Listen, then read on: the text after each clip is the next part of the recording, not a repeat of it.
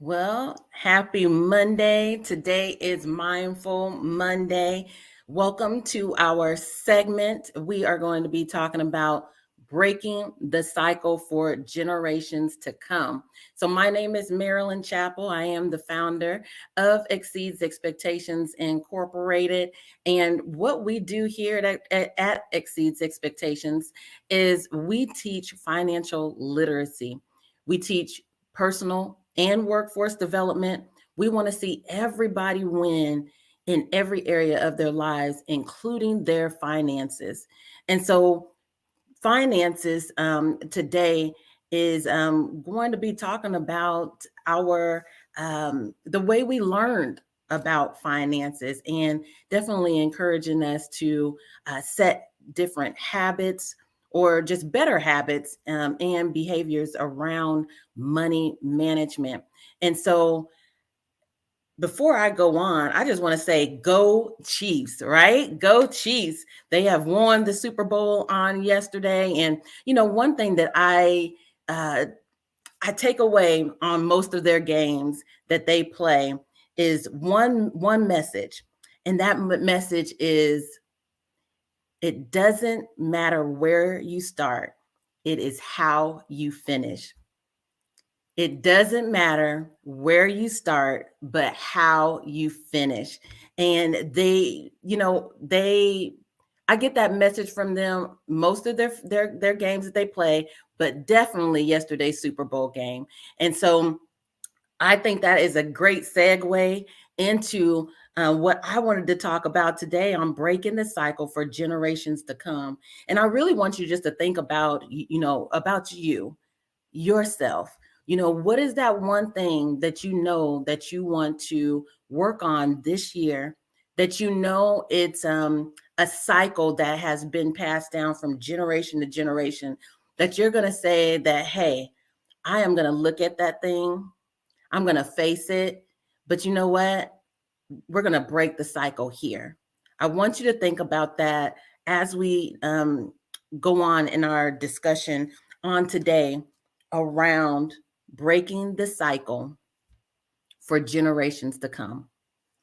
And so I just want to state one of Alan Greenspan's his quote. He's an economist. He's a former chair of the Federal Reserve Bank of the United States. This is what he said. He said, like all learning, financial education is a process that should begin at an early age and continue throughout life. This cumulative process builds the skills necessary for making critical financial decisions that affect one's ability to attain the assets such as education, property, and savings that improve economic well being. Well, I totally agree with Alan.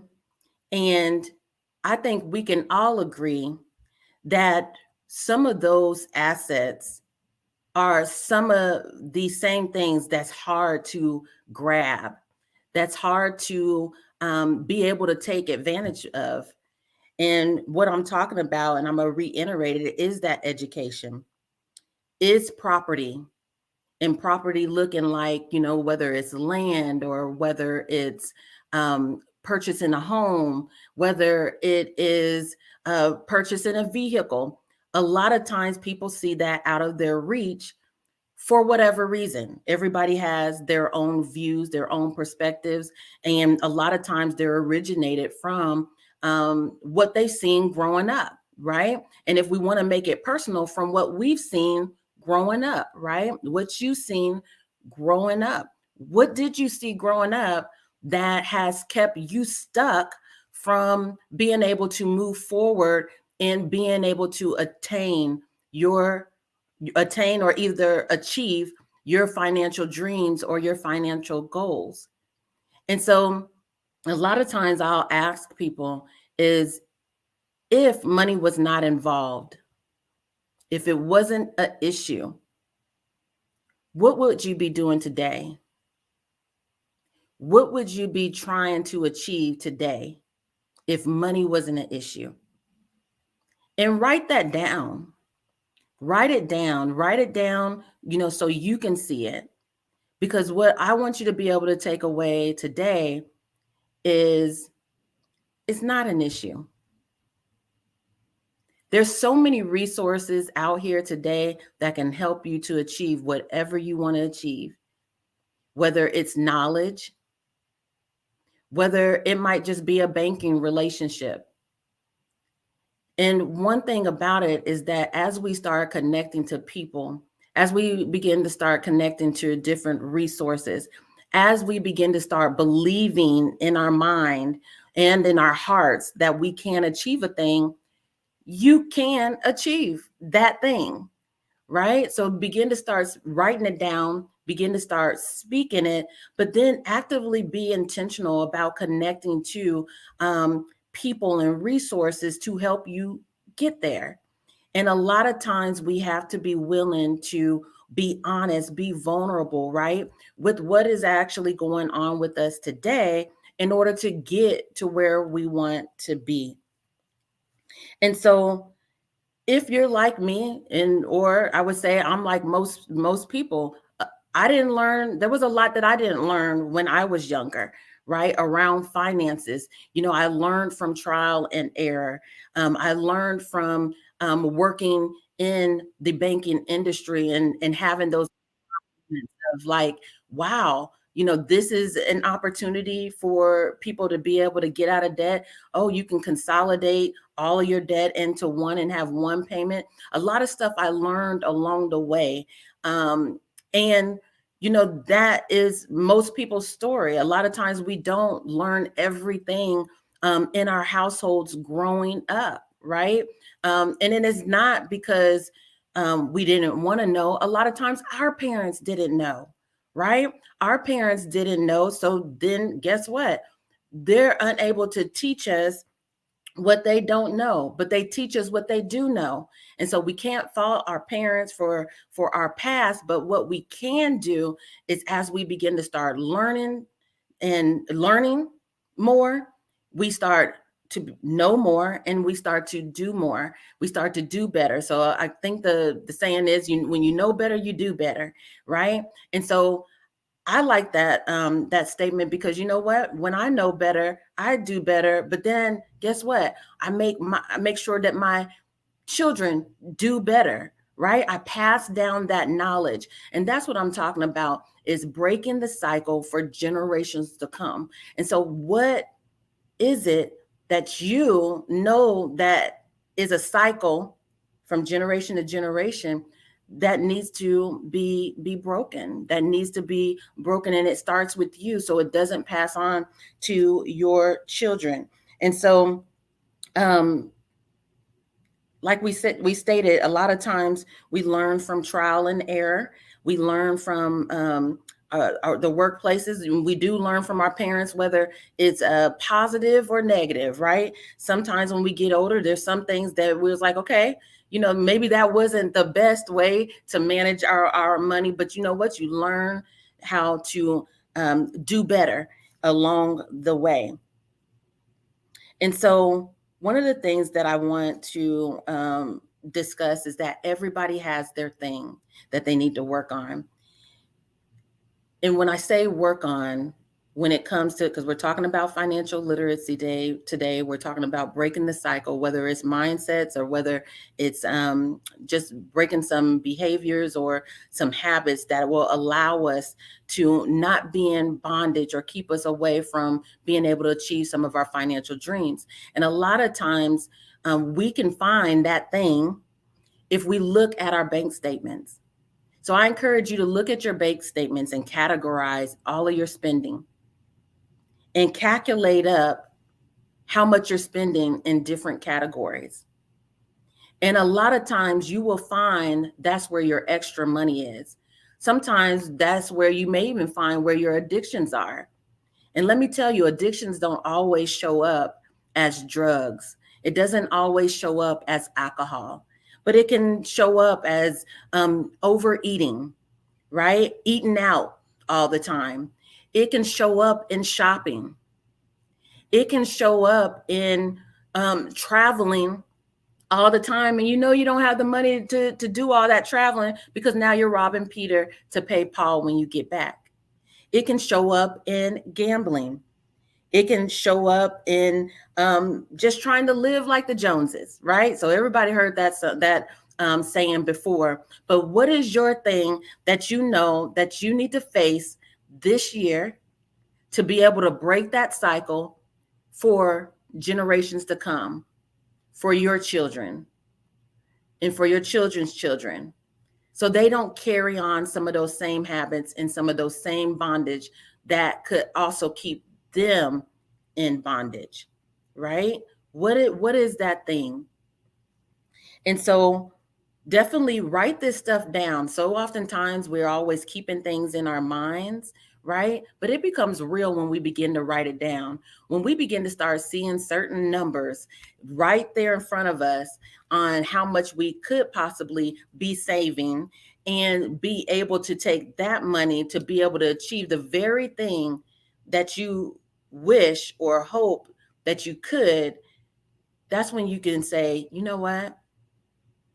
I need to make some changes. And it doesn't mean that you have to eliminate it all the way out your life. And then for some do need to eliminate it all the way out their life. But sometimes it just means that we just need to cut back. We need to cut back. And so that's one of the things that I always share when it comes to budgeting, because a lot of times people do not want to budget because guess what? It tells the truth. Numbers do not lie. Numbers do not lie. And so a lot of times we don't want to face our truth. We don't want to be held accountable. And a lot of times, you know what? We just don't care, and we just want to do what we want to do. But everybody needs discipline in their lives. Everybody needs someone or something to hold them accountable to the way they are living, or when it comes to your finances, the way you're managing your finances. There's always an area for opportunity. We all have an area of opportunity, something that we need to work on to be able to do better, whatever that better means to you. And that's something that's going to tie back into what you said your dream was, your goals were, something that you want to achieve if money wasn't an issue. And you remember I said, it's not an issue. Sometimes it's just how we look at how we manage our money or how we perceive money. But money is a tool. Money is not a goal. It is a tool. It's a tool to be able to help us to achieve the things that we want to achieve. And so remember, it's not how you start, it's how you finish. So no longer can we use those excuses as of today, right? Because a lot of times we use excuses, or this is what my parents did, or this is what all my family did, or, you know, because of them, that's why I am who I am today. No, you know what? We have choices. We have choices.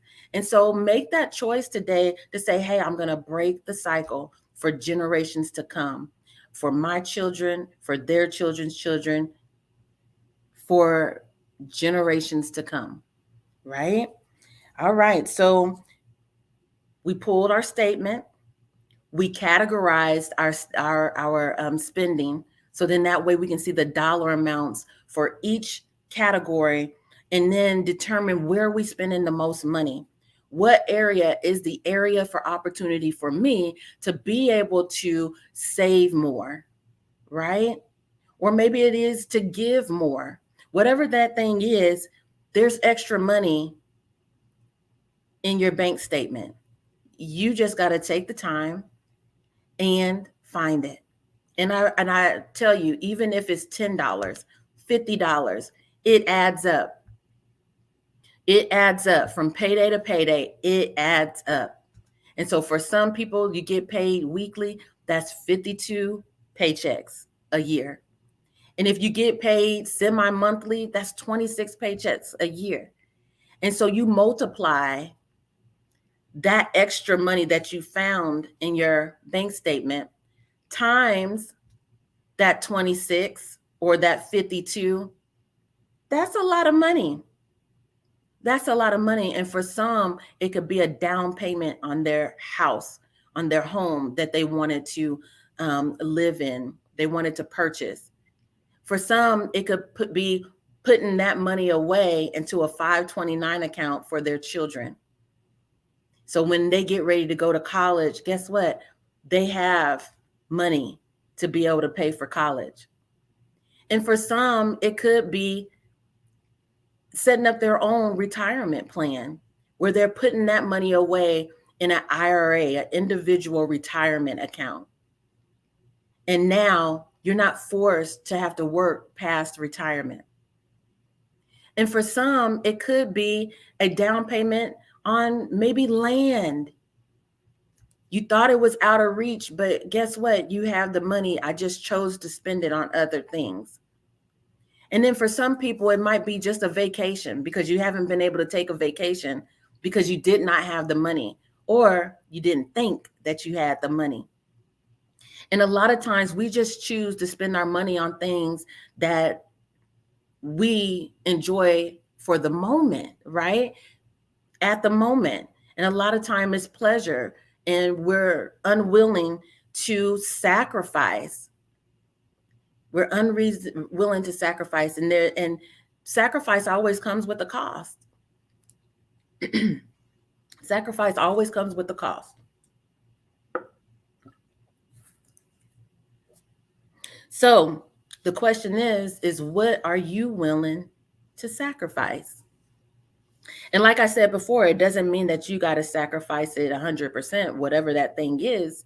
But what are you willing to cut back on? So then that way you can be able to have a little bit more. You can free up a little bit more money to be able to put away, to be able to put toward that thing that you want to achieve. And so you just have to make a choice. It is a decision. It is a decision. And so I remember when I was, I believe it was around when I was around 25 years old. I know I really wanted to purchase a home. I was a single mom. I just had my daughter. And in my mind, I was like, you know what? I want to have my own home. I want to purchase my own home. I want my daughter to be raised in a house, not an apartment. And these are, now remind you, these are just my dreams. These are the goals I was speaking out, and that I was just talking to myself and saying that these are the things that I want. Now, for everybody, it's different because everybody's dreams and goals look different. And I told myself that I said, I want her to be raised in a house. I don't want her just to be raised in any house, but I want her to be raised in a house that I purchased. And so at the age of 26, now I was having these thoughts at 25, but at the age of 26, I was able to purchase that home. And let me tell you what I had to sacrifice. I had to work 2 jobs to come up with my down payment, but that was a sacrifice. I had to depend on some of my closest friends to help me with my daughter by keeping her at night because I worked 2 jobs, an overnight job and work during the day. I was sacrificing. So what was I sacrificing? Time. I was sacrificing time, but I knew that it would be greater later. I knew there was a dream in front of me that I wanted to achieve. I knew I didn't want to work 2 jobs for all my life, nor did I want to work 2 jobs forever. It was just for the sole purpose of coming up with that down payment and being able to purchase that home. And I knew that. And so I always share with people, when you're working 2 jobs, make sure you have a purpose. You have a purpose of why you're working those 2 jobs, and keep it before you. Because a lot of times when we don't keep our goals, our dreams before us, and the why, because the why should be always greater than yourself. If you don't keep it before you, you will continue to keep doing those same things over and over, not having anything to show for, because there's no purpose before you. There's nothing that is reminding you of why you're actually doing it. So are you doing it just because you're maybe chasing money? Are you doing it just to say, I have this or I have that? What is the purpose and how long do you want to do a thing? Have a purpose, have a goal, achieve it, attain it, and put things in place to where it can be sustained. And so that was just one of the things that I was able to um, write down, I was able to work toward, and I was able to achieve. And one of the reasons I wanted to make sure that my daughter was raised in a house, I wanted her to be able to see that she too can also purchase a house if she chose to. I wanted her to also see too that even if she's not married, she can purchase a house on her own. That there's no stipulation, that there's no limitation to where she wants to be, nor on how she gets it. That she can do it as long as she puts her mind to it. And that's what I say to you as well. Sometimes we just have to make a choice and a decision. How do you want to break the cycle for generations to come? For everybody, it's going to look different. For everybody, it's going to look different. And so after you write down, after you categorize your spending and write down all the amounts so you can actually see how much you're spending in each category. So you're able to see the areas of opportunity on how you can be able to have more, right? Free up more money for yourself. You wrote down your goals and your dreams because now you're keeping it before you, but also write down your why and what you want to, why you want to accomplish it. And then what are you willing to sacrifice for it? What are you willing to change for it? And so just a couple of things before we end on today. A couple of things before we end on today that I want to leave you with. This year, I would love for you to write down your center of influences, whether it's a circle, whether it's a square. I like the circle, center of influences. And these are going to be center of influences in different industries on who you would like to build a relationship with to help you to be able to achieve your dreams. Now, I'm just going to give you about, let's see, about 5 or 6 of them. But yours might be greater. But I encourage you to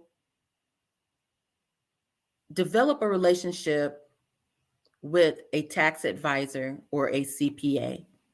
Everyone should have one in their lives to help them to make wise financial decisions around their taxes, to educate them around their taxes. Also, develop a relationship with a financial coach. That's me, a certified financial coach. That's me. Develop a relationship with a certified financial coach or a financial advisor. A financial advisor is more on the investment side. And so have one of those in your circle of influences. Also, develop a relationship with an insurance provider or broker, one who is knowledgeable around all the insurances, your health insurance, your auto insurance, your renters or mortgage insurance, and then life insurance. So critical, so critical. Life insurance in itself can break the cycle for generations to come. So I hope you're writing these down. It's also good to develop a relationship with a realtor. If that is one of your goals, is to be able to purchase your home one day, Develop a relationship and find a realtor that you can trust. And all these people, you want to make sure that you can trust them, that they're willing to educate you. Also, develop a relationship with a bank. Everybody should have a relationship with a banker. A banker, somebody that they can trust to be able to share all the products that they have to help you to achieve your goals, to get you to where you want to be. And so we talked about having a relationship with a tax advisor, a financial coach or a financial advisor, an insurance provider or broker, a realtor, a banker. And then if you're spiritual, definitely have a relationship with God, because he will always guide you in the way you should go. And for me, it's because of him that helped me get to where I am today. And so that is definitely, these are different people, connections, relationships that you want to have. And so, like I stated before, Exceeds Expectations is a 501c3 nonprofit organization where we teach financial literacy to youth and adults. We also teach personal and workforce development, because you know what? The more opportunities that are exposed to us, the opportunities that we have as far as careers, guess what? Those are more opportunity for us to increase our wages, our salaries, to be able to achieve the things that we want to achieve. And these are the messages that we also want to be able to teach, or share, I should say, with our youth. And they are never too young to learn about finances and how to manage it. They're never too young to learn about financial literacy. And so we offer at Exceeds Expectations a one-on-one personal financial coaching. We also offer group financial coachings. We have a youth financial leadership program for girls ages 11 to 18. And you can actually go to letsucceed.org to be able to not only learn more about our organization, but also the programs that we do offer. We're big on collaborating with organizations and companies to bring our 6-week curriculum-based financial program to organizations and companies who need our services, who are looking for our services, who want to join together to help break the cycle of poverty. And I'm not just talking about poverty in our pockets. I'm also talking about poverty in the mind, because you know what? Our mind is our greatest asset. And if we can tap into just that alone and what all that is available to us and actually believe it, I believe that we can break the cycle of poverty for generations to come. We can be able to have things that we never thought that we could have. And so just remember that it's not where you start, it's how you finish. It's how you finish. Some may be starting young, some may be starting late, and some just might be right where they need to be, because a lot can happen when we make just one decision. And so I'm going to leave you guys with that on today. Remember that you can break the cycle for generations to come, not tomorrow, not next month, not next year. You can do that today. You have everything you need in order to succeed. And you guys have a great week. Bye.